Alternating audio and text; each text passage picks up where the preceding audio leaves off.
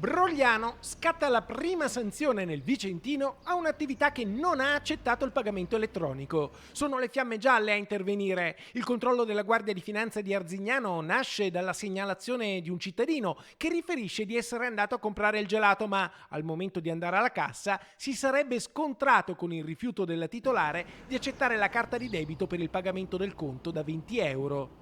I militari, accertata la violazione, hanno attuato la norma che stabilisce che dal 30 giugno del 2022 viene applicata una sanzione amministrativa per la mancata accettazione dei pagamenti elettronici. Per questo le Fiamme Gialle hanno trasmesso il rapporto al prefetto di Vicenza, autorità competente per irrogare la sanzione amministrativa, in questo caso per un importo di 30,80 euro.